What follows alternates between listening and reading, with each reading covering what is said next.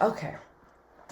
Hi, everybody, and welcome to the fourth episode of what used to be in the fifth. We've now changed our name to Conscious Couch. Just a little backstory about that briefly. About 2 years ago, when I started sharing my journey, I had this vision of having a little talk show talking about all these awakening topics and topics of healing and transcendence and mind and all connected topics. And I was so excited by the name Conscious Couch because I thought, what an appropriate setting to have these conversations. And when I decided to start doing this little podcast, somehow I got drawn in a different direction. And just a few days ago, I remembered this dream that I had from 2 years ago. And I was like, we have to change the name. Somehow the dream from then was manifested now, and we're having these conversations. So welcome to Conscious Couch with myself, Simone. Today we're talking to Milhara Kankanamge from Sydney, Australia, about anxiety and awakening. And I think it's a really important topic because of what's happening these days with COVID kind of shutting people off and disconnecting people and forcing us to really see ourselves, but also because the topics of awakening and spirituality that we usually discuss and that I usually find around us are already deep and far down the journey. But what I really want to do is connect with those early stages of the transformation that's happening. So anyway, on this channel, we talk about healing, expansion, transcendence, and everything in between. And if you're watching the replay of this on YouTube, please go ahead and hit the like and subscribe button. Without further ado, let's welcome Milhara. Milhara, I think let's give you an opportunity to introduce yourself. I was going to introduce you, but I think, let's tell us a little bit about who you are, where you're from, and then we can dive into a little bit more of the more interesting, deeper stuff. Yeah. Yeah, sure thing. Thanks, Simone. Thanks for having me. Yeah. Excited to be here with you. And I think it's actually interesting backstory of how we met as well. That's quite interesting. I think we met in start of 2014. Was it 2014? In Korea. Yeah. So long ago. 2014, right? Yeah. And so I was working in South Korea at the time as well, and Simone sort of, when I was leaving, she came in and she replaced me, and I guess we've sort of on and off kept in touch, but I think this is the first time we're actually speaking sort of face to face, or like almost 8 years later, right? Yeah. So that was like almost, it was 8 years ago? Nearly 8 years ago? Yeah, February will be 8 years. I was scrolling down your Instagram page looking for the post about you sharing your journey, and I came across a picture of one of the kids that I taught, and I'm like, I taught this face, and then I'm like, oh yes, this is how we know each other. Oh gosh, that was 8 years ago almost. Yeah, it is. Yeah, and I think that's like my time in Korea was actually like a really important part in my life as well, and part of this whole journey of finding myself. Yeah. Because this year essentially, I guess, has been really a very big year for me in terms of that self-discovery, in terms of like really waking up to what it means to be human, what it means to be conscious. Yeah. But I think it did start earlier, but the real sort of understanding of it started this year, of what it actually means. Yeah. But I guess before we get into that, so I'm Milhara. Nice to meet you all. And thanks to the moment for creating this platform. Yeah. Very excited to be here. And I guess a little bit about me. I'm 33 years old now.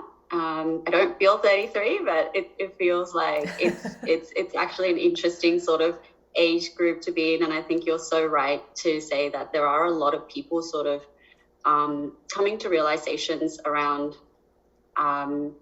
how they are actually feeling. So like waking up from that numbness that we all walk through in our lives. And I think as much as hard as COVID has been, it's actually provided the break that a lot of us has needed to sort of reassess and reevaluate what's actually happening to us, because it's made us stop. Definitely. I think people have dealt with it in different ways, right? Some have unwittingly seized the moment or the opportunity to get to know themselves, or being forced into getting to know themselves, right? And some have gone deeper into the struggle. Hopefully the depth then kind of digs you deeper into what's really going on down there, with the opportunity for release and relief that kind of sends you up on that expanded view of self and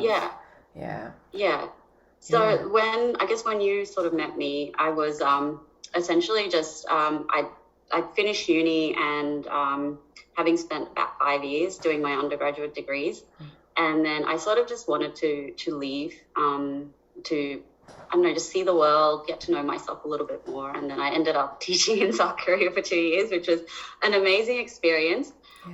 It was probably the first place I felt like I belonged to a community and a place, which was really interesting, because Korea as a society is, you know, very homogeneous. It's very like, and we were in a small city as well.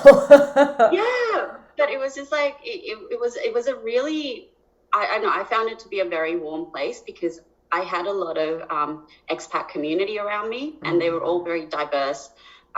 They all sort of came from different backgrounds. They all came from different walks of life, and it was a good place to sort of be who you needed to be and get some of those things out there. And then it actually sort of showed me what I wanted to do, or like what I was really passionate about, which was, turns out it's not teaching. It's so I wanted to, I guess, I figured out in those 2 years, it was really about how to make society a little bit better. And I thought it was really working in the field of environmentalism and sustainability. Okay. So I ended up going back to, Okay. So I thought it was like, you know, Korea is a beautiful place, has beautiful nature, but it really was stark to see that there wasn't a lot of wildlife, and the way that the cities were encroaching on, you know, this beautiful natural landscape. And how connected you felt when you were in nature versus when you were in the cities, and how rejuvenating it was. So I went back and I did a master's in environmental science, because I really wanted to go more into that, you know, protecting the environment, trying to build things and create things in a way where we minimize harm on nature. And I ended up working in that field for about 5 or 6 years, in really, you know, very intense roles, very dynamic roles, and it taught me a lot.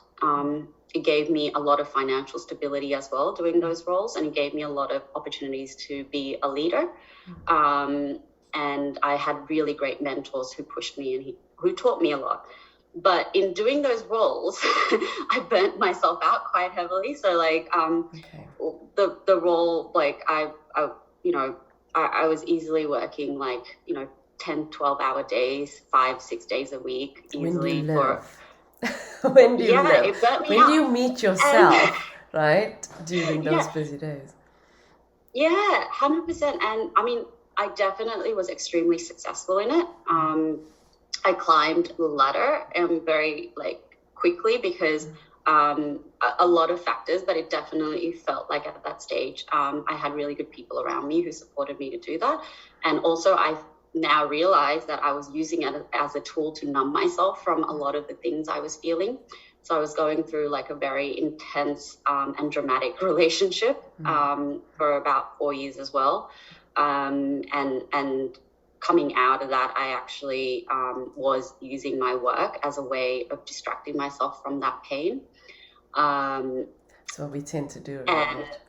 The distraction. If it's not work to distract yourself, it's series, it's gaming, it's alcohol, it's like extreme socializing, like to the point where you cannot spend a moment alone. It's whatever way that we can escape from ourselves, right? Yeah, it's a total disconnection from self where you're just Yeah. existing Yeah. for whatever you're doing, and you're multitasking so much that your mind's so distracted that it has no time to actually think and feel about exactly what's going inside of you, on the inside of you. And I guess coming out of all of that, I went on a silent meditation retreat. I think Vipassana.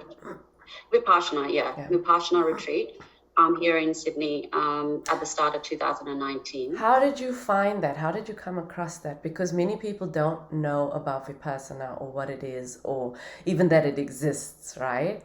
Yeah. So maybe just a quick sidebar. Vipassana meditations, you can add to this because I haven't actually been on one. I've just done 3 days silent on my own and then watched the lectures. I would love to go on one, but I haven't been able to find the time to do that. So my understanding of them is that the intention is not to change anything or to bring anything or to try to do anything. The intention is to just observe what already is, to silence the distractions and just be present in what currently is, right? So there's no speaking for 10 days, no gesturing, no any kind of communication. No interaction. No interaction. No. So, yeah. So how did you come across that? And you can add to that as well. I actually came across it probably in my early 20s.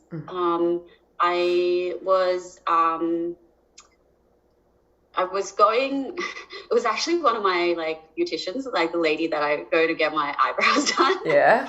So she was really into it. She's a very spiritual being. Okay. And she's sort of, her background Indian and my background Sri Lankan, I should probably say.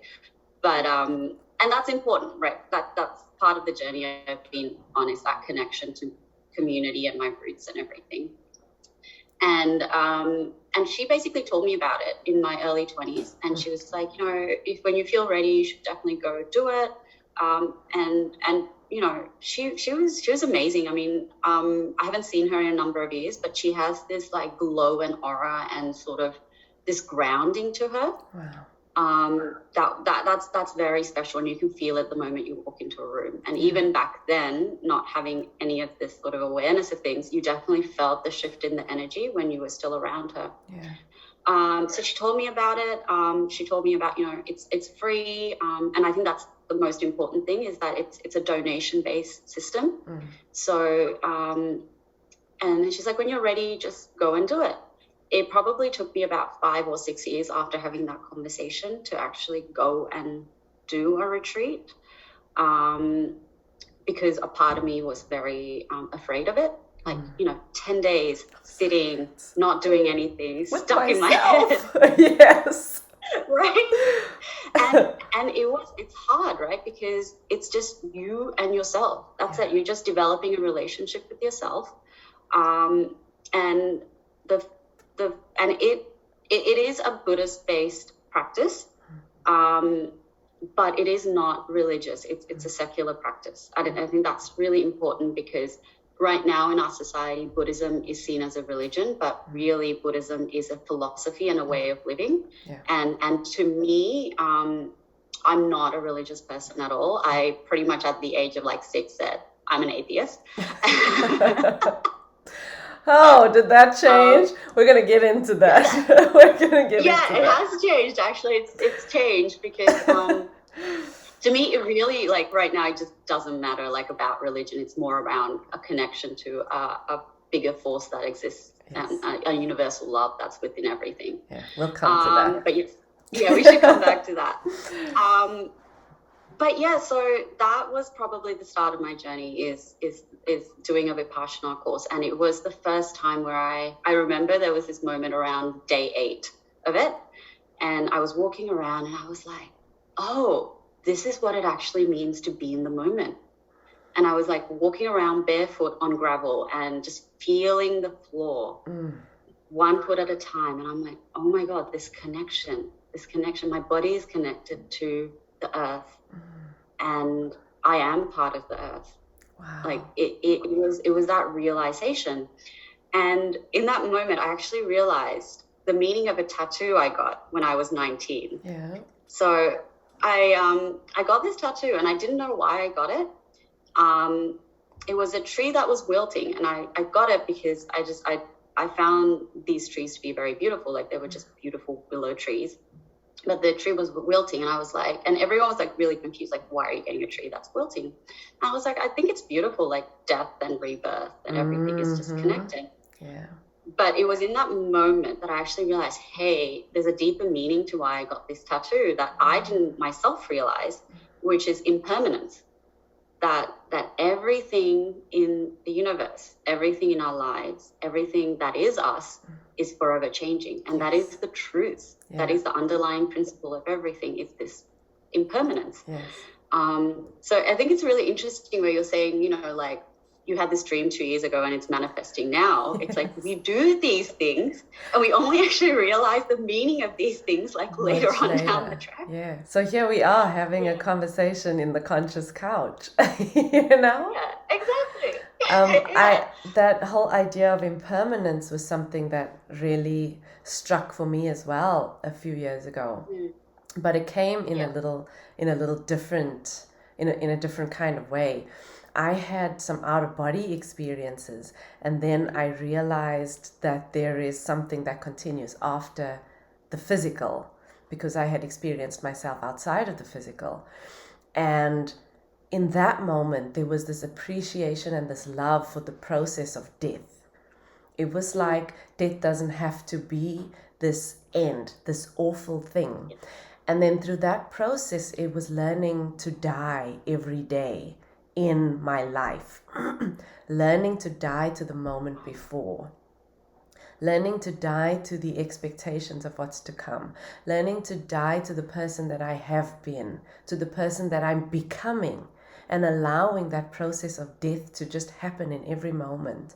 And if you really kind of try to connect it to a different kind of understanding, it's non-attachment. Because non-attachment is dying to attachment. And death and the fear of death is the attachment to life. It's the attachment to where we are and what we're doing and what we hope for. So that process of death became an incredibly powerful, beautiful and liberating shift in mind. So that impermanence, I really connect with it. There's different ways of seeing it, right? That death. So yes, please continue.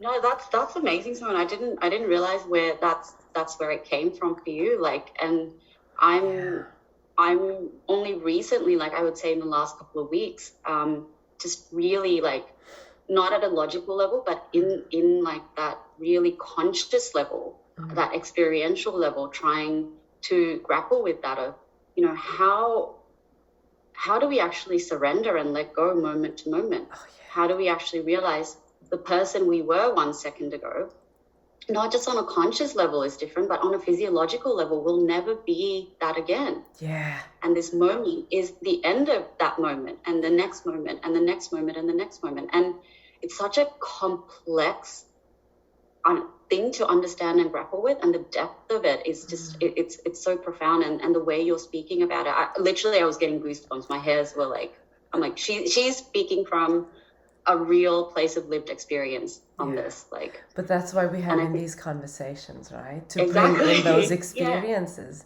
for anybody else who's journeying, and wherever they are with the journey, to connect with other people who have journeyed a similar path. Of course, there's all these different ways of understanding and interpreting it. Yeah. And we each have those, carry on. Yeah.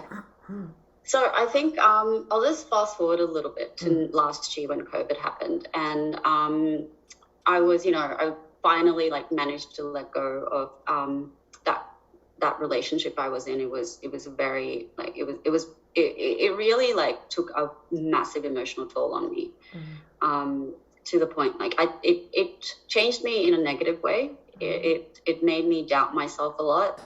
It took a lot from me. And then work also took a lot from me. And so when COVID happened, I had, I guess, very little of myself left. And I was in a very intense team, and I was working for someone who was triggering me quite a bit.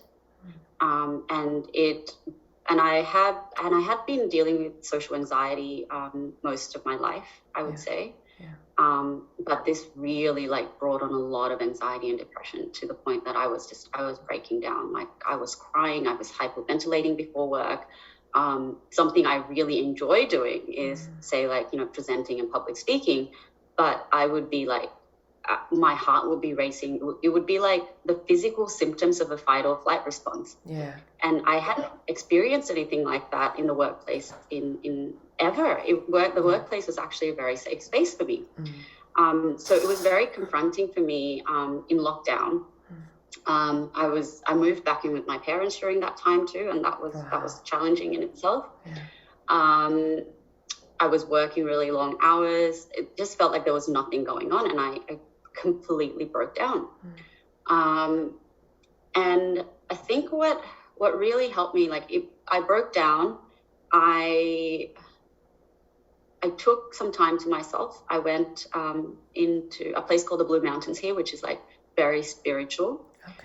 That's where I have done my meditation retreats as well, but I sort of just got an Airbnb, went there and spent a few days there with myself and trying to reconnect. And I was like, okay, there's something deeply wrong that's happening within me.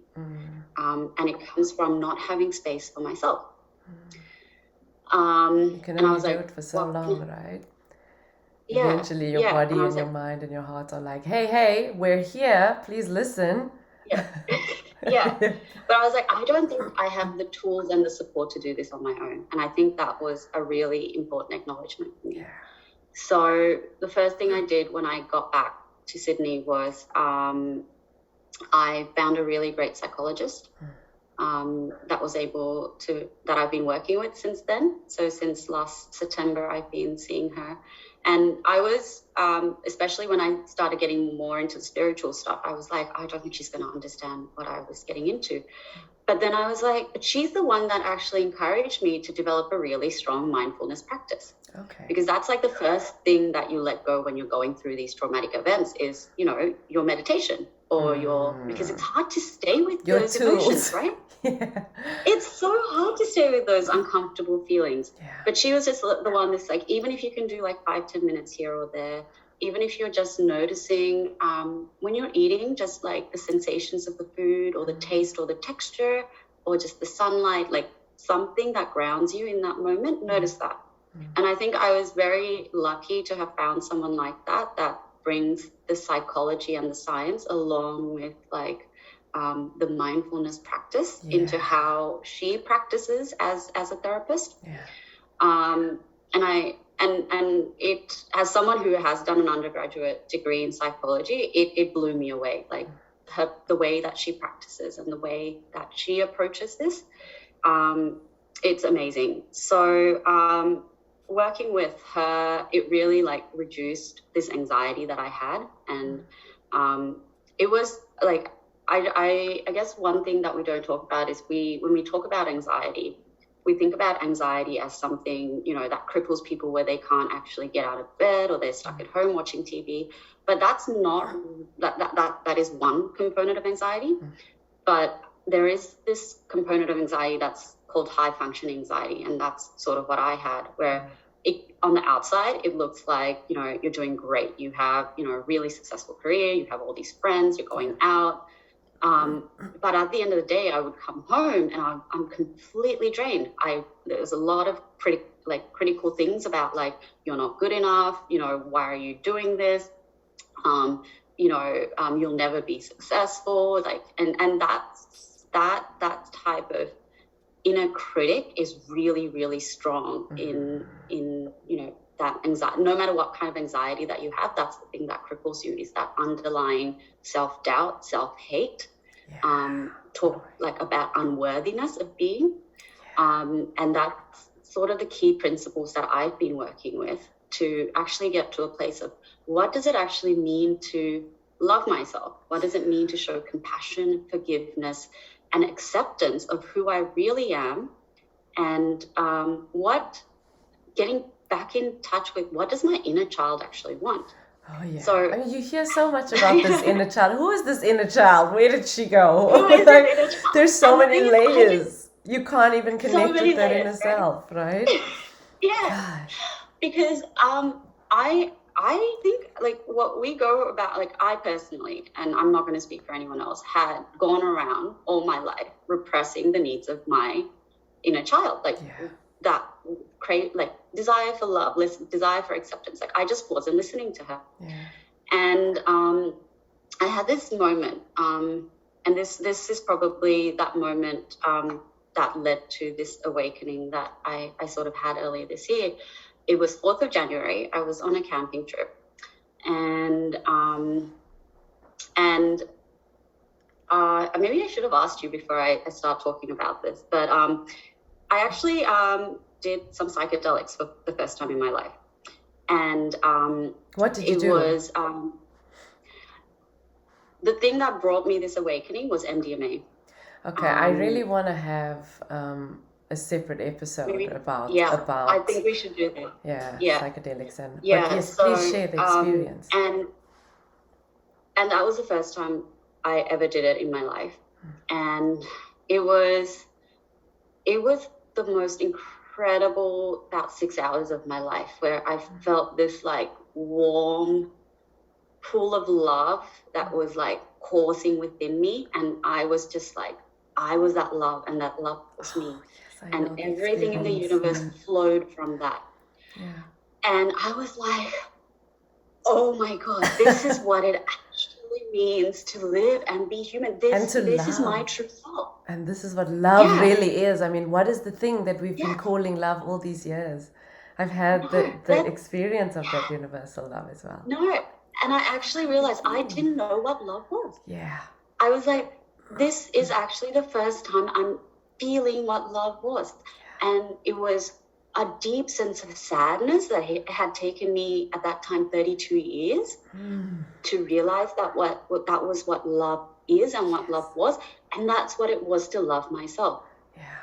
And I'm getting goosebumps now, my whole body. Yeah, that was 100% the most profound moment of my life, because it was when I actually connected to myself for the first time, I think, ever. Did you do it in a ceremonial setting, or did you do it alone or with some friends? How did you? I did it. It was with friends. I don't think. But when I did it, I did have the intention of I have no interest in partying.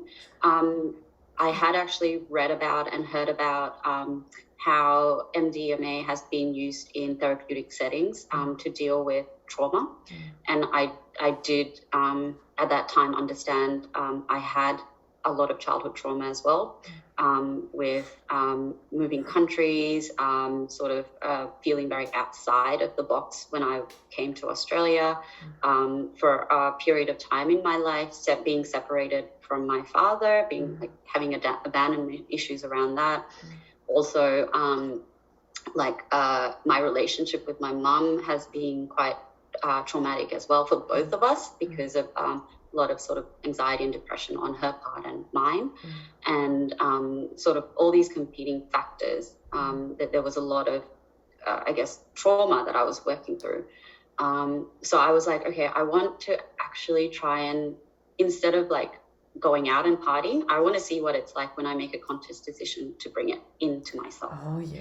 And I think that was the main difference of why I had, even though it was a social setting, why it was a very spiritual journey for me, because I had that intention. And I think that's the basis of anything that we do. Like whether it's, you drink have a cup of tea. I love drinking tea. I'm sure you do too.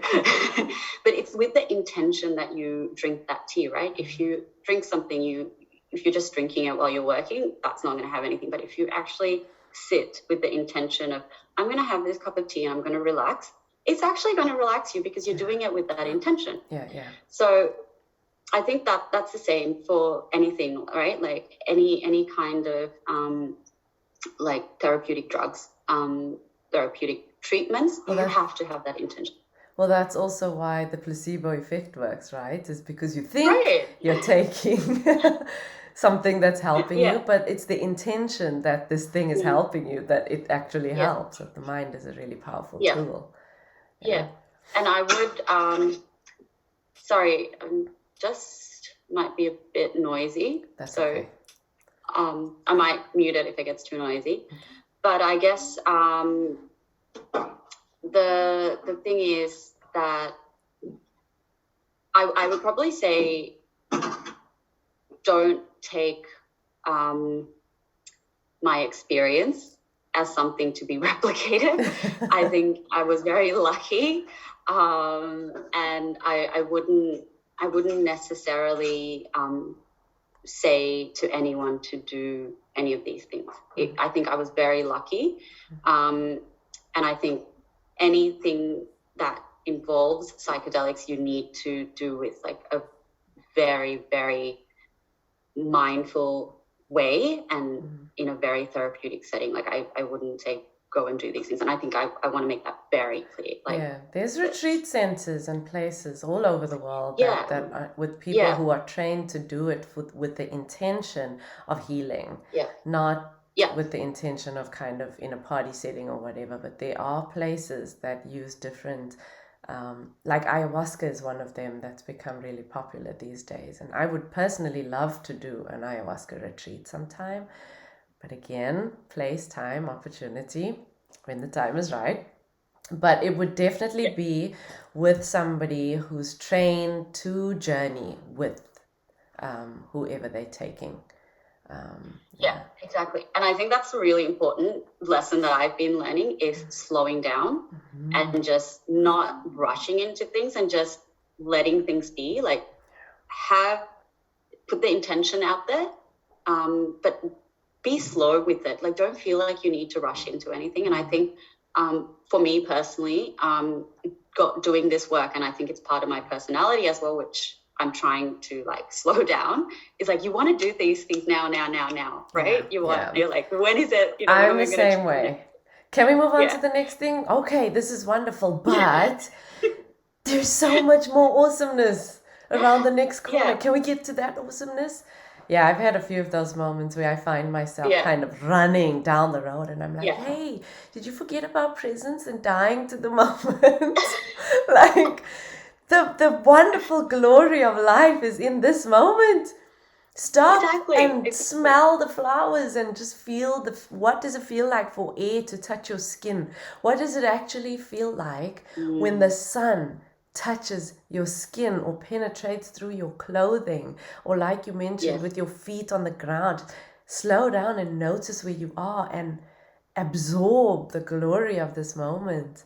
And then the next moment you'll do the same thing. Eventually you'll end up around the corner and then you'll be enjoying that moment too. But exactly. Yeah, I think one more sidebar before we continue on, or not sidebar, but just a continuation of that, is that in society genuinely, and I think all of this comes from deep conditioning, cultural conditioning, right? So it's waking up from that cultural conditioning to the true self. But we're kind of conditioned to live in the future and in the past.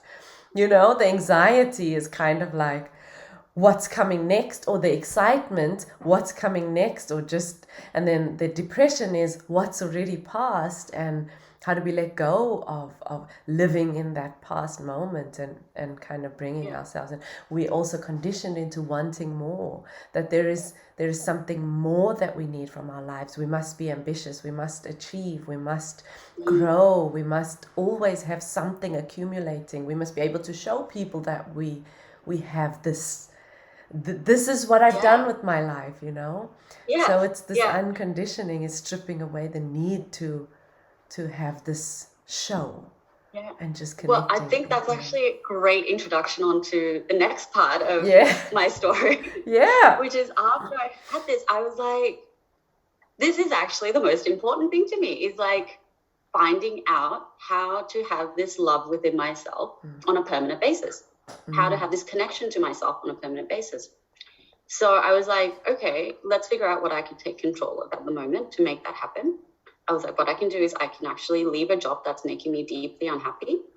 So when I went back to work on Monday, I gave my resignation and I left my job. I left a very good 6-figure salary.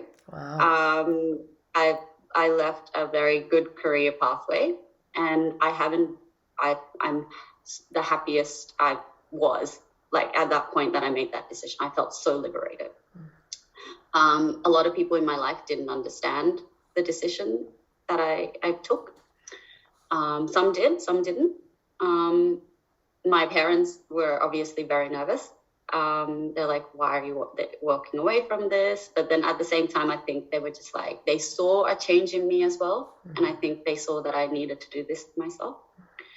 And I also made a conscious decision to really focus on my meditation and make a conscious journey into the heart of Australia to find that connection to this country, which I've spent most of my life in, and a connection to myself through that connection to country.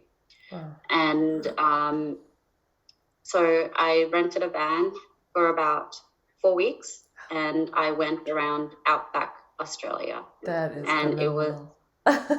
It was one of the most amazing experiences of my life. Like, I spent some time in Korea, and then I also spent some time traveling, around Europe, South America, and Asia. So I had these amazing adventures, these amazing trips where I spent about nearly 4 years just traveling. But this trip just took my breath away. It was because it was the first trip where I felt like I did it just for me. I didn't do it, to go and see all these places that everyone talks about, or to have fun. But it was more, I wanted to experience what it was like to live in this country, what the landscape was like and how I was like. So I guess I had a lot of fear about going into country Australia and being a person of color, how I would treat it. And it just broke all my expectations, and it broke all the stereotypes that I had. I met some of the most beautiful human beings, and all these fears about like racism were really debunked, because it was almost like everything was slower there, and they just saw me as a tourist from Sydney. They were just like, oh, she's from Sydney. They didn't care that I was a brown girl. Like, they were just like, oh, she's just from Sydney, she's a tourist. But it was great. Like, it was amazing. Like, I made some of the really cool interactions I had was with people, men and women in their like 60s, 70s, people that I would normally say like would be, I would say like they were racist, but they weren't. They were beautiful human beings who were very helpful, went out of their way to make me feel comfortable. And it was just a very beautiful experience. And the Australian landscape is so sensational. It's full of trauma. There's a deep history of colonization in Australia, of the first peoples, so the Aboriginal people, Australia's first people being sort of marginalised, and really seeing that firsthand as well was powerful, and experiencing the scars of the landscape as manifestations of that was really, really powerful. But then also seeing the landscape in all its beauty was incredibly powerful as well. So it was in this setting that I actually completely broke down. Like, I would say like I broke down in the sense that I saw all the walls and the veils that I had built to sort of protect my ego being torn down. And I saw who I really was, like the good as well as the bad, like all the parts of me that were like hurt and angry, that were full of so much resentment as well, and how had that manifested in different types of relationships in my life. And it was while I was breaking down, I was like, oh man, like I'm struggling. I called my therapist, who was like my support person, and and she did something incredible that no one had done before, which was she didn't speak to me. She spoke to my inner child. Oh, wow. And she told my inner child that I was safe, that she was safe, and and to just hang on there, and that, the big Milhara was getting better. This is part of the journey. And while she was healing, that my therapist had her back. And having that reassurance was so powerful. Like, no one had ever seen me like that. No one had ever seen me at that vulnerable state, but still thought I had worth, value, and merit. And that experience was probably the real point of my healing. That's where the healing work actually started. When the stripping away begins, right? When you start to get to see what's really going on in there. For me, it was during my depression. The depression was what came and stripped all those lenses of perception down to the bare bones, to the point where there was nothing, no point, no why, it was just like this, okay, I'm just existing. I'm just a ball of existence now, And that was where the transformation could begin, where that journey of now moving out of what was, that was the death. And as you're speaking, I'm seeing this process of death happening. As the stripping happens away, it's like these parts of yourself are clawing and hanging on so tightly to stick around. And it's just revealing all these things underneath that have been hidden for so long. Of course, it's going to be uncomfortable. And we don't know that it's okay to have that experience of discomfort. So sometimes when people come to me and I'm in a coaching session, I see this process either beginning, or they come in with it already kind of pretty strong, like already happening. And in my heart, I just smile, because I'm like, it's beginning. This is what's necessary for everything that you're about to become, and you're going to love what happens on the other side of this. Hang in there. Yes. And I think from that moment, so that was in March, that was the first time I had it, but since then I've progressively had more, not as profound as that moment, but these instances where I was challenged. And it's almost like since then, I've started listening to the universe. And once I started listening to the universe and going with its flow, it's given me all these opportunities to learn about myself. And it's just peeling layer after layer after layer. And then all these things come up, these deep anxieties and depressions. Like something happened very recently where it plunged me into this state of depression like I've never had before at the start of October. Incredible amount of depression. I've never felt that type of depression before. But I realized, and the thing that got me really through that was my meditation. Was that grounding in those principles. This is a feeling. These are thoughts, but they're not me. This is incredibly hard to live through, but it will pass. I just have to stay with it. I can't push it down. I can't run away from it. I can talk to trusted people about it, but it's really about my relationship with that feeling and watching it go. And over the course of about 2 weeks, I've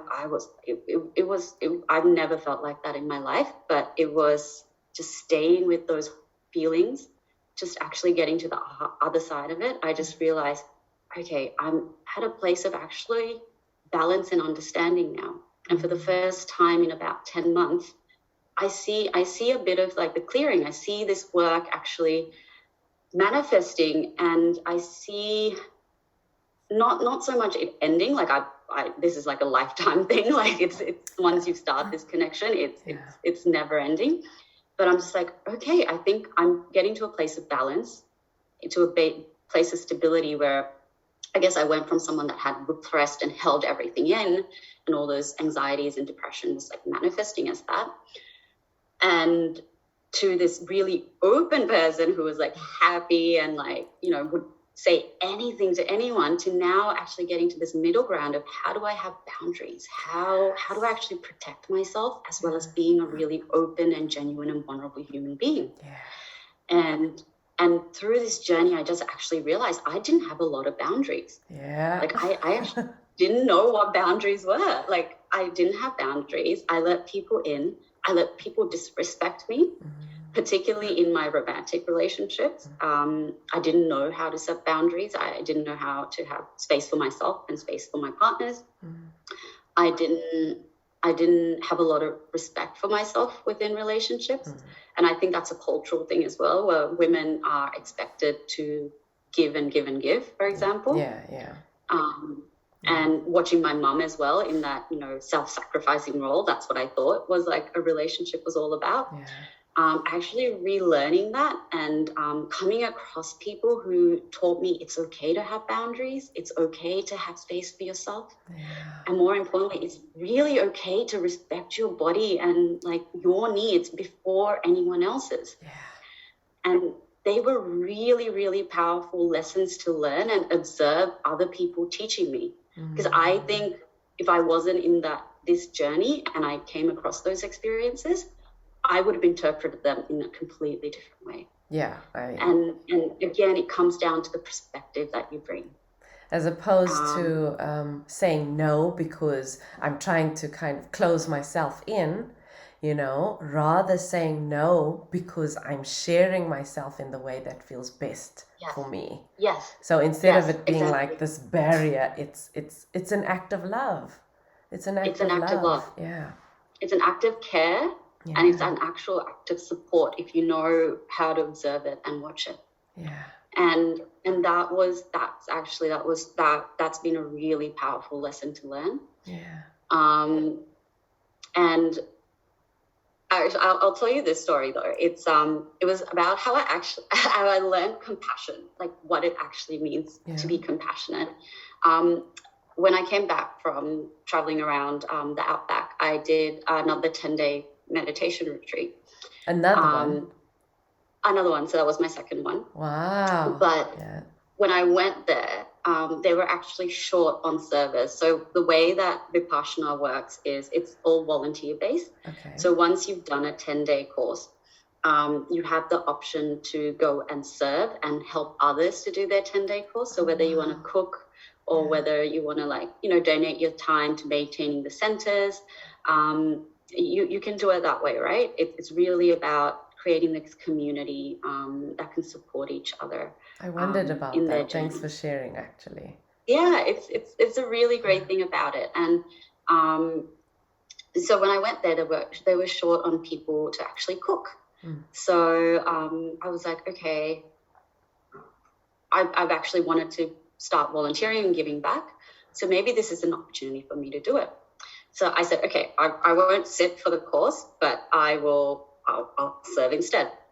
But after I made that decision, I said that, and they were really happy because oh my God, we can run this course now. Like, we're not going to be stressed. Thank you so much for your help. And I was like, I was feeling good about it.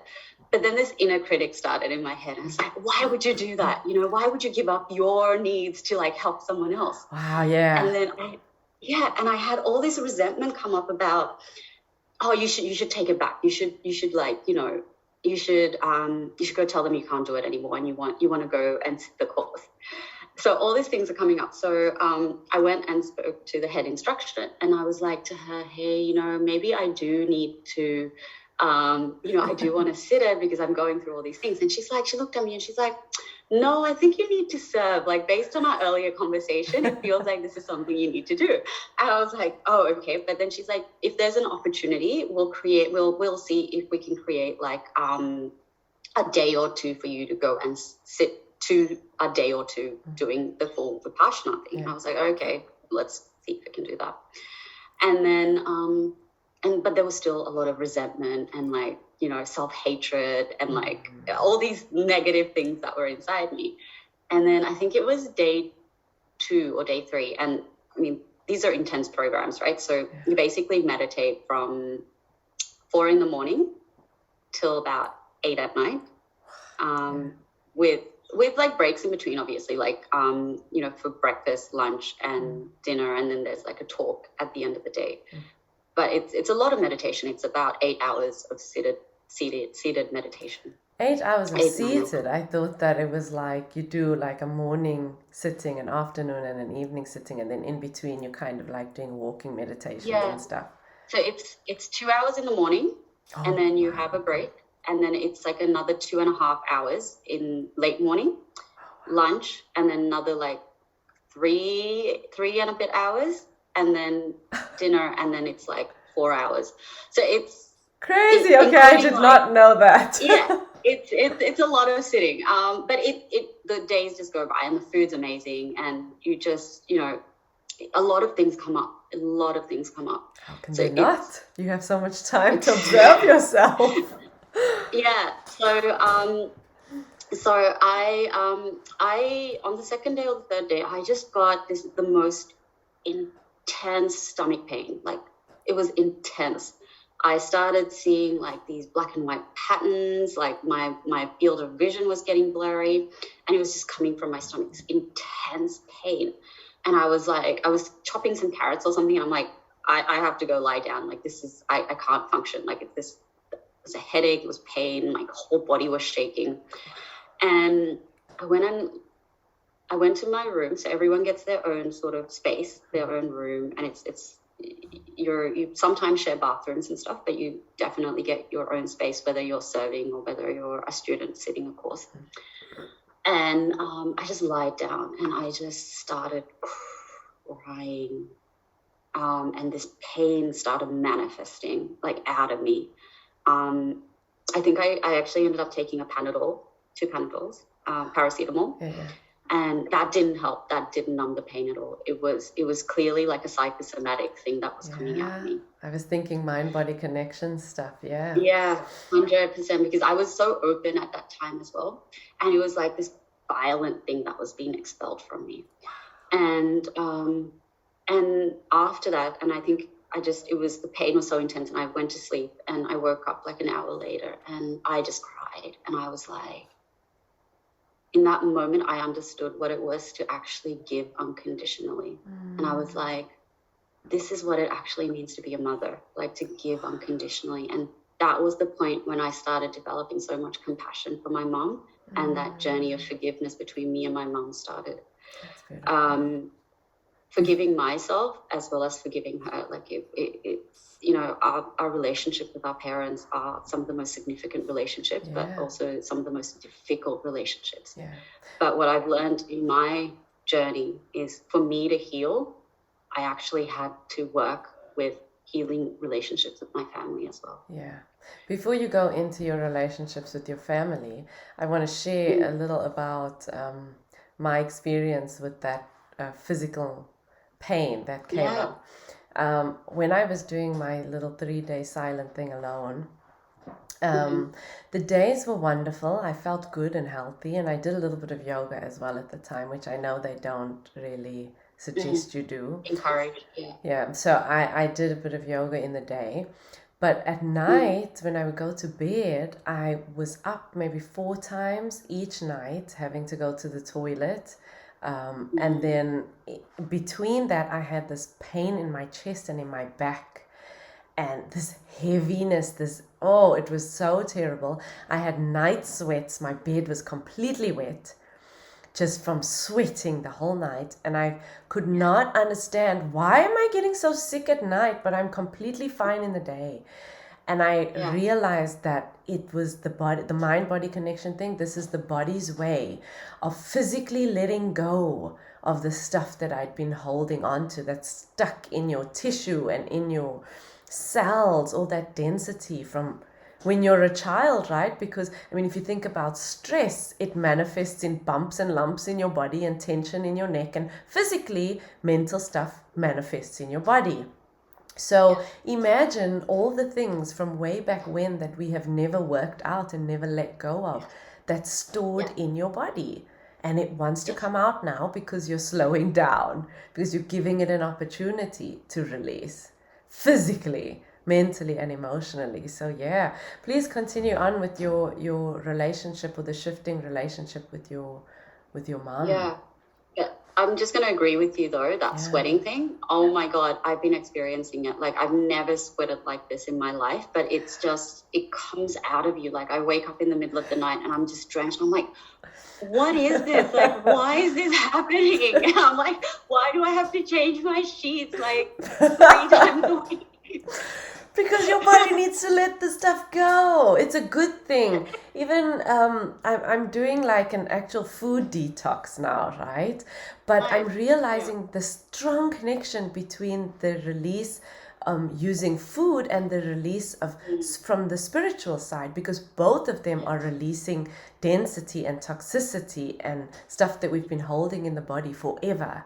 It's just which side are you approaching it from? I've approached it from the spiritual side, and now I'm coming from the physical side, and then we'll see where we go from there.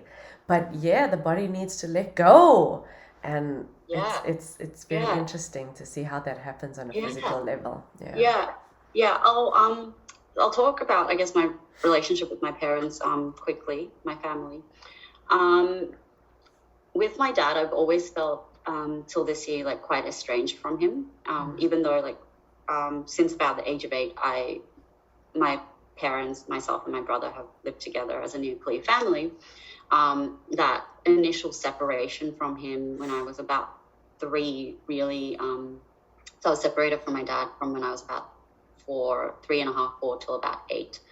That initial separation really brought like a big gap in our lives, and I think there was a lot of trauma he was healing from as well from that separation, because and a lot of sort of anger and anxiety that he was dealing with, and depression. I don't think he would describe it as that, but a lot of like, you know, negative feelings he was dealing with as well, and that created a big divide. But doing this work, I was doing like a big meditation session, and this trauma came out, where I actually came out of the meditation like crying, going like, where is my dad? Why is my dad not here? And then I actually understood how that feeling of like my dad being separated from me had been interpreted by my inner child and by my consciousness, my body, as abandonment. And I hadn't realized that till probably, you know, February this year, when I had this moment of realization. And that was the basis of, I guess, having a better relationship with my dad, because the first thing I did after that was just call him and be like, can we meet up for lunch and can we have a conversation, because I want to talk to you about something. And I sort of told him what came out and how it had been impacting me, and then he sort of reached back out and said, I completely understand, because that's the way I've been feeling all this time, and I'm so glad you told me. Oh my gosh. Sometimes we just need that moment of honesty. We think we're so alone on the journey, and we think we're doing this and we're feeling all these things and we're the only ones. And then you decide to actually open up a channel for conversation around these topics that we never talk about, especially not with the people that hurt us, you know. And suddenly you find that, hey, there's a human being, an inner child in this person too.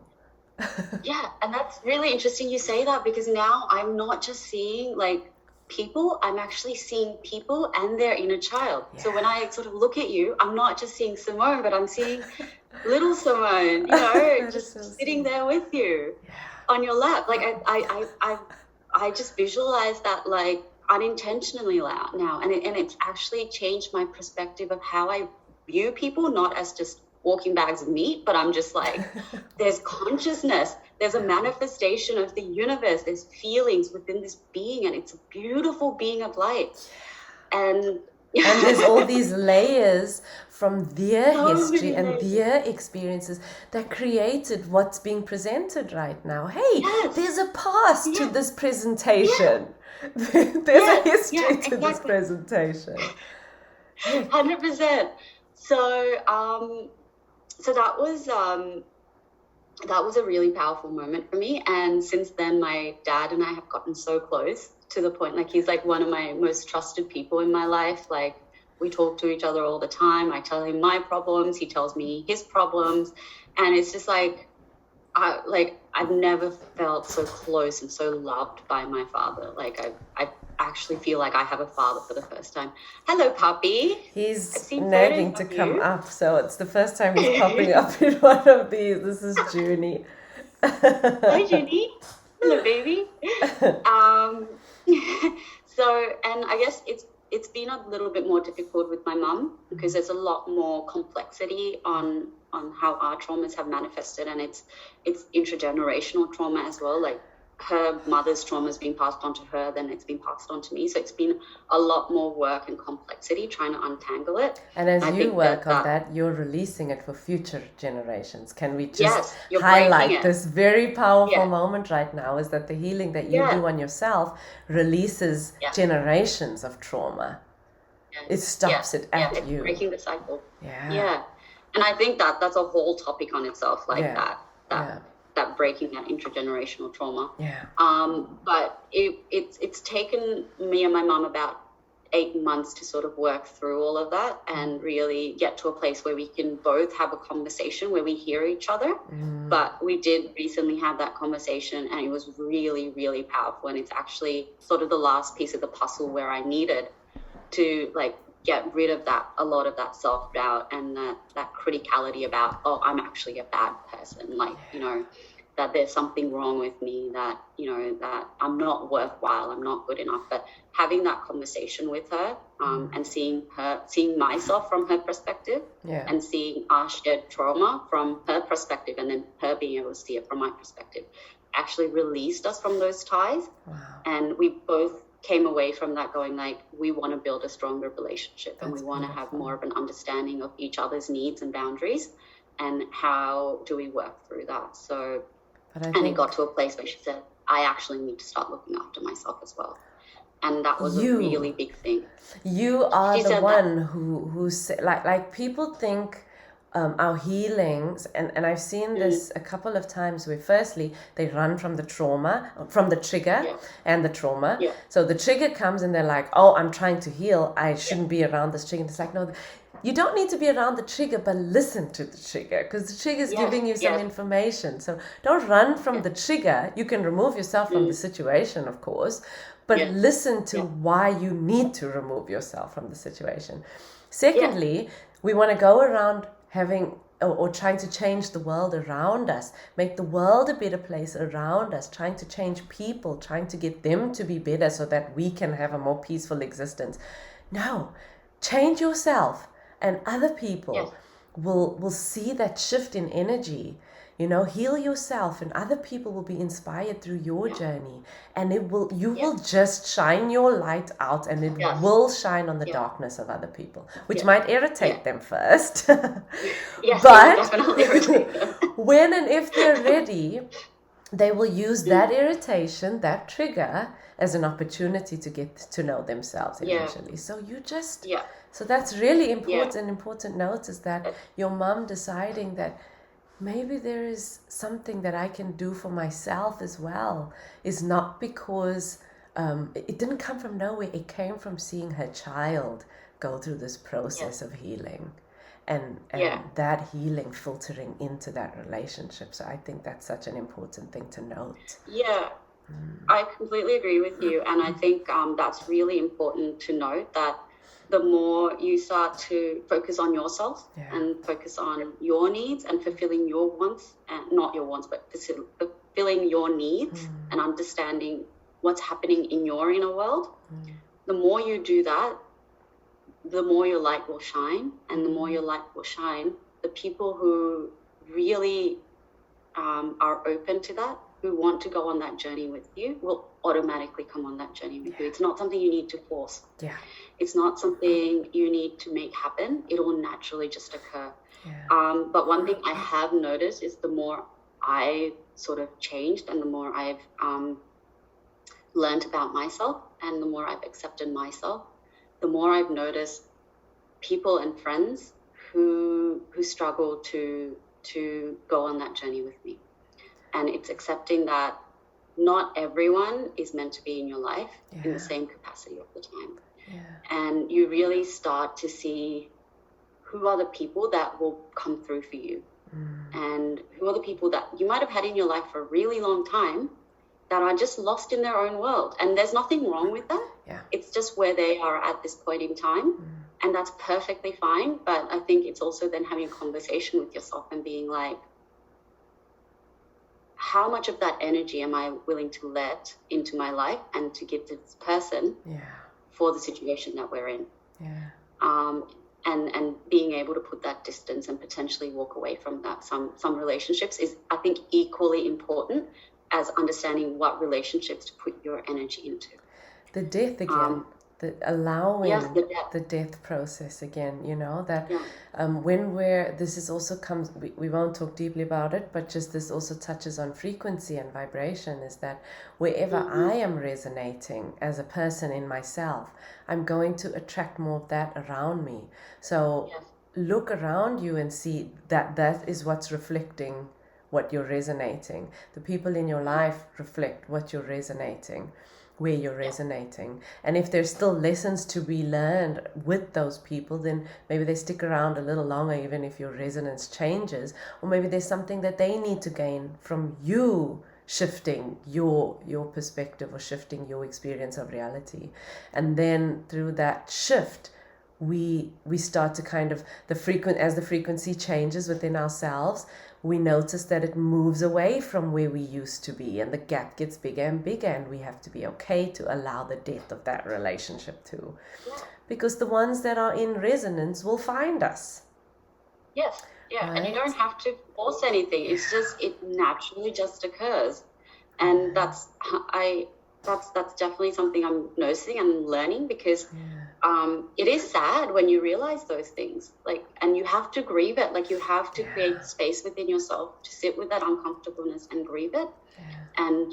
But again, it just comes back to boundaries. You need to draw those boundaries for yourself and protect yourself before anything else, because I think in our society, especially in the beginning, when you're dealing with the difficult stuff, whether those barriers are saying I'm sending stuff out or I'm blocking stuff out, you know, do what you need to do to create a safe container for you to deal with what's going on inside. And then as you deal with that and it opens up, then the boundary setting changes, you know, the way you do it changes. But if you need to have those walls in the beginning for safety, then Have you heard of metta meditation, love and kindness meditation? I've done a few, I guess. I've done quite a number of different things, or I've tried quite a number of different things. And I remember doing that through a meditation course that I had done some time ago. Talk on the topic, So it's part of Vipassana, it's part of that school. But so love and kindness meditation, or metta meditation, so metta translates as to love and kindness. It's basically creating love for yourself within yourself, and then from that love, you create love for others, and you send that love out, whether it's to a group of people, or whether it's to a stranger, someone you just met on the street, or whether it's to a family member. You just, you wish them all the love, the best in the world, all the liberation of freedom, and, liberation from all their fears and everything. It's a very beautiful meditation. But I've actually been using I've probably bastardized it, but it's I practice that. I've been practicing that for a number of years, along with my Vipassana practice. It's something that they teach you when you do a Vipassana course as well. At the end, is the closing is the Vipassana is how to ground yourself in your body, but the loving kindness meditation is the thing that you use to actually deal with all the trauma that comes out through that grounding practice. Okay. Because it's about forgiveness, and that's really powerful. There's a meditation teacher called Tara Brach. She has like podcasts, books, and she's probably the person that I've learned the most from in terms of love and kindness meditation. I would very much encourage anyone that's interested in it to check her stuff out. Basically what I've been doing is I've really, I guess, doing this work, I've become really open, and I actually didn't realize how open I was, to the point that I would walk into a room or have a conversation with someone and I'd be taking on their energy. I'd be taking on their sort of moods, their feelings, their confusions, their anger, their everything would, like, I would just take it on. I'm like, what's going on? Why am I feeling like that? And if you're not awake to yourself, you can confuse it for your own for your own stuff. Like, is this mine? What the heck is going on? When you kind of wake up and you really know yourself, it's like, no, this is not mine. I'm absorbing the energies around me. I'm taking on the trauma that other people don't even realize they have. You know? Yeah, and it took me a while to actually realize that was what was happening, because so when I sort of like started changing my life early in this year, I actually moved back into a share house with 3 other people, and I realized, like, during COVID, Sydney actually went into like a 4-month lockdown again, like a complete lockdown from July till start of November. Start of October, somewhere around October, November. I can't actually remember when we came out of it. But like, I was with these people all the time, and I actually realized, oh my God, like I was like, I've never felt like this before. I've never felt so like scattered and disconnected. And I realized I was actually taking on some of their like traumas, some of their feelings, some of their confusion, their anger, and the different parts within me. They were so confused. They were like, what's going on? Like, we've never felt like this before. Why are we feeling like this? And I think that's part of the reason why I went into that really deep depression, because I was like, I need to stop talking and having interactions with a lot of people in my life just to figure out what's going on, because the last 3 months have been so chaotic. And I actually realized that I was blurring those boundaries between myself and others.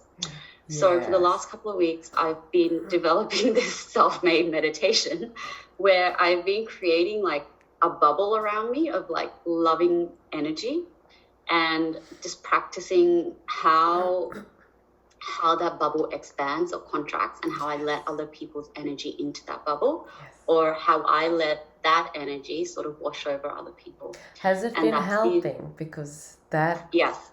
Yeah. I found the same thing when I was absorbing so much energy around me. I was like, okay, why is this happening? What I need to be doing is, instead of sucking everything in, I need to be sending out, expanding my consciousness, expanding my energy, expanding my love. So that I'm just protected by love, not by like mental barriers and boundaries of, and protected by love, and also, I guess, defining who gets to get into that space. And to what degree do they get to go in? Do they get to go in at level 1, or are they like level 4? So it's like the level of trust you have for people as well. And I think having that mental imagining of things and the spiritual imagining of things is really powerful. And as an atheist most of my life, and a very like science-based person. Let's come back to that from earlier. Yes, the shift. Keep going. It's actually been really interesting, like going on this journey of spirituality, because I'm just like, I always sort of looked at spirituality. I'm like, oh, this is just a bunch of, hoo-ha. But now actually living it and going through it, and as a person who has multiple degrees in science, it's quite interesting to like watch that all blend together. I'm like, okay, I can definitely see how the human consciousness and our experience of things is so much deeper than what like modern science can explain. There are things that science is a bit behind. It's catching up. It's just we don't have the tools. We don't have the tools to understand it.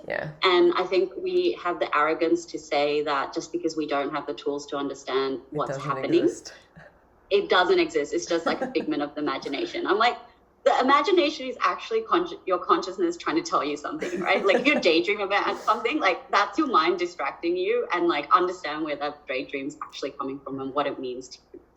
And I think that's super important, like having that realization. and yeah, and I guess it's been interesting trying to have these conversations with some friends as well, from very logical, like, based backgrounds, because a lot of my friends are from those backgrounds. And trying to have conversations in ways I guess they could relate to or understand. But I think the biggest thing has been just myself as a proof of concept. They literally seen, like, me changing, I think, to the point of, I would say I mean, I recognize myself, obviously, but I'm happier. I'm, much more kinder, I would say. I'm not afraid to go and have really, like, vulnerable conversations and put myself out there. That's powerful. I've always been good at having conversations with people, particularly one-on-one, and, get to the heart of things. But now it's more about listening to people and trying to understand and accept what they're telling me without judgment or without putting my own assumptions onto things. That's a powerful practice, is removing that lens of it's got to be this way or that way. And these are my experiences, and my experiences tell me that it's got to be this way. So how about we remove the lens of perception for a moment, and or even just add another lens that tells me that, hey, if these are my experiences that led to this perception, maybe these are their experiences that led to this perception. And maybe I can accept that even though my experiences don't give me this perception, their experiences do. So just kind of hold the space for that, right? And hold a space for that, but also know when you need to walk away from things. And I think that's really important, because you can't convince everyone and you can't help everyone, and you shouldn't. And I think that's the biggest lesson that I'm learning is, and I learned this early, like I realized this probably around May this year. I'm like, I actually don't want to help anyone, I don't want to heal people. That's not what I want to do. I just want to support people, care for people, and be there for them. But I actually have no interest in healing people, because the only person that can heal you is you. You just shine a light, and wherever that light goes, wherever that light goes, and whatever they see in the reflection will be their guiding path or their guiding post, and they decide what to do from there. I think especially in the beginning, when you start to have all these amazing experiences with awakening, you're like, oh my gosh, I've been able to liberate myself from the anxiety and the depression of the past, or the stuff that I've been struggling with for so long. I have to show people how to do this. I have to help people. I have to make people know how to heal and be happy. And then it's like, maybe this is not working so well. Maybe I don't have to do anything. Maybe all I have to do, or maybe all I need to do, is just be. And through being, like fully being myself, people will heal through interacting with me. 100%. And I guess, sorry? Yeah, carry on. I was going to say, with saying that, I decided I'm actually going to go back to uni next year. Oh, cool. So I was about to ask what's next. What's next? So I'm going to, I'm hoping to take some time off over December and January, and go see my grandparents in Sri Lanka, and really just get back to my roots, because I rejected my culture for a long time, because I was like, I want to feel part of Australia, and I want to part of that culture. And I guess a way for me, in the way I was interpreting my life at the time, was to reject a lot of those things, reject my culture, because I thought that was the way of connecting to a different culture. But going through this actually has shown me what's really important is connecting back to my roots and who I am, and that there's a real power from coming from a culture with deep history, from my mom's side. We can trace lineage down like 10 or something generations. Like there's like a deep history to me that I want to know and understand. I want to understand my grandparents not as just my grandparents, but as just as like human beings who've lived, and I want to know what their childhoods were like, what you know, what their adulthoods were like. That's beautiful. And I want to do that while, you know, they have the ability to speak to me and interact with me because they are getting older. So that's really important to me. And then to bring that back to my life in Australia and figure out what that means. That integration. And then sorry? That integration of the parts that we've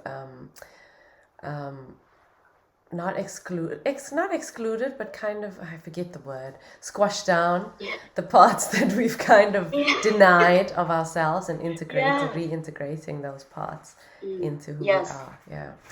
Exactly. That's really Before important. you continue on with everything else that you plan on doing, I want to ask about the name.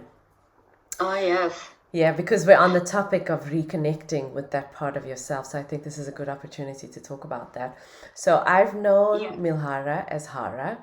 And when we connected, when I asked if she would be open to having this conversation, she asked me to, I'm speaking now to the listener, she asked me to instead call her by Milhara, because of that reconnection or that integration or that allowing of who you are at a root level, to be not excluded anymore, but bringing that into who you are. So can we talk a little bit about that process before we continue on with what we were speaking about before, about your name? Yeah, for sure. So I guess I started using Hara in my early 20s because it was just easier for people to say Hara than Milhara. Like they struggled with the MIL component of MILHARA. So because it's like an unusual name. Like even within South Asian culture, it's a really unusual name. Like I've never met someone with my name. So it was almost like, okay, how do I fit in? I fit in by making a more easy to understand name, by removing 3 letters, and it was easy for people to say it. It was less confronting for people, and even now, like I guess people struggle to say my name, like they say Milhara or like Milhara or something sometimes, and just there's an uncomfortableness about it. But then I think for me it became like, okay, let's work with that uncomfortableness. Like, if I want people to treat me in a certain way and see me as I am, which is like a person of color, a woman of diversity, I need to connect with them and be like, it's important for me that you say my name properly, because that's who I am. Yeah. And that's okay to have those uncomfortable conversations and be like, okay, so you want to know how to pronounce my name? Fine. Like, let's pronounce my name. It'll be a fun game. It's very lyrical. And I think working in Korea as well, people are so shy to use their names when they come to like Western countries, or, in our English classes, all the kids had I was shocked by English. it. Right. When I first came. So beautiful, with so much like beauty and meaning to them, and depth and complexity. Just for a little background quickly, Korean kids, depending on the school, change their names to English names or Western names. And when I first came here, it was like, okay, why are you doing this? What's your name? I want to know your name. That's part of your identity. I don't want to know this other thing that's made up by your English teacher. And then later, I saw that it's happening all over the country, and that, so that was a little shocking in the beginning. And now I've kind of just been like, okay, if that's what you want to be called, I'll call you that. If you want to be called by your Korean name, I'll call you that. But it was oopsie. Yeah. And that's the thing, like, I think there was a time where I really wanted to be known as Hara. Number 2. But now I'm just like, I want to be Milhara, because that's the part of me that wants to be seen. And that's okay. Like, people are allowed to change their mind about, like, how they want to be realized, recognized and seen. So that's sort of why I don't know what my name means. Like, people generally ask me what it means, and I have no idea. My parents don't know. They just saw it and they were like, that's a beautiful name. I'm going to name her Milhara. Yeah. And it is a beautiful it's just name. who I am. Milhara. Thank you. I think Simone's a beautiful name too. Thank you. So other than going to visit my grandparents, I'm trying to figure out if I can go to Nepal for about a month or month and a half to do some meditation over there, Nepal. Because India's closed at the moment, but I've always wanted to go to Nepal. I would love to as well. Yeah, so I've found some really great centers and retreats. So I'm trying to see if I can make that work. And then I'm hoping to come back to Australia and in March start a degree in counselling and psychotherapy. Look at that. As much as I said I don't want to heal people, I really don't, but I do want. But that's shining the light. It's creating the space for people to heal themselves. Yeah, exactly. And it's also, I guess, a way for me to understand how to protect myself as well. Because it's really important for me to continue to do this work and continue to work with my community. And that's where I'm naturally gravitating towards is like community-based work, working with like really vulnerable communities. And it's important for me to know how best to serve them in a way that it protects them and myself from any sort of negative repercussions, and also how to better draw those boundaries. So I decided not to pursue psychology, but to do more of counseling and psychotherapy. So it's more of a holistic sort of view on things that's very humanistic based. So it's about how do you work with your own trauma and understand your own trauma, and better understanding yourself, you can be of service to others. You can't not be moved to using the tools or sharing the tools once you've gone through the process. I think, often I see people that are in spiritual communities sometimes mocking the fact that many people after going through spiritual awakening become coaches. Oh, you become a coach and then you become this and you become this, and there's like this undertone of like just mockery behind it. And I'm like, hey, do you realize that people are becoming coaches, like spiritual coaches and transformation coaches and holistic coaches or whatever coaches and psychotherapists and whatever else, because they realize the power of the process that they have gone through? But I think you were making an important point about people sort of not understanding that naturally as you start doing this work, and I would say I'm pretty early in my journey. I'm just, I think, coming out on the other side of doing a lot of the deeper work that needs to be done to understand all the layers within myself, and it'll be an ongoing journey. Whereas I think you're a lot more progressed in that journey. And we're all on our own time in making this happen. In our own way. But I think naturally when you start doing this work and you start really embodying it, it's really hard not to want to provide space for others to really be who they need to be in an open and honest space. But isn't it just beautiful to think of that I have gone through, I as in whoever you are, have gone through this journey of transformation, and I've learned these amazing tools to firstly help me cope when things get difficult and help me not go too far or too kind of get lost in the process of struggle, but know that there is this light and there is this hope and there is this thing that I can do to kind of deal with whatever's going on inside. How can I learn these amazing tools, go through my transformation, and if the feeling of wanting to share and wanting to hold a container and a space for others comes up, I don't listen. I've got to listen. That's part of what's connecting, the whole connection with whatever's greater, right? Whatever you want to call it, the divine, the universe, infinite intelligence, God, whatever you're comfortable calling it. I mean, if I'm not listening to that intuition and to that inner voice, then I'm taking a few steps back by cutting myself off from the process I've already just gone through. So part of the listening is I feel like creating the space for other people now. I feel like learning how to do that. So embrace and it. I think it's because, and I think this is a good sort of way to finish it from my side of the story, is through this journey, one thing I've really come to learn and believe is the natural state of humanity, of human existence, is a state of love and is a state of goodness and of a state of true compassion for self and the world. And the more you realize that and the more you embody it and live it, the more you naturally want to be with others, the more you naturally want to love others.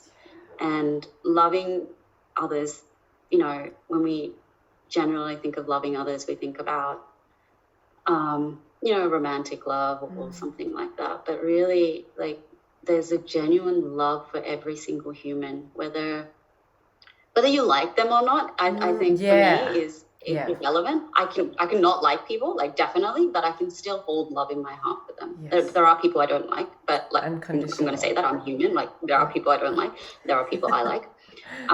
But I have love and for every single being. And I don't think I had that love before. I suppressed that love because of all this trauma, because I was just stuck in these loops in my head, because of all this anxiety and depression, and I couldn't see past my own needs. But the more you understand your needs, the more you understand that other people are going through their own struggles and their needs as well. And I think that's a really powerful lesson of doing this work. Yeah, the love has always been there, but now I'm recognizing it. I'm acknowledging it. And it's an unconditional.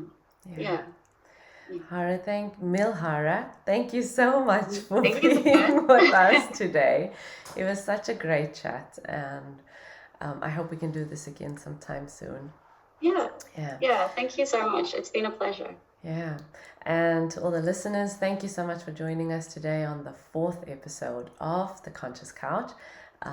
Again, if you are watching the replay on YouTube, go ahead and hit the like and subscribe button, and we will see you maybe next week for the next one. Have a good one.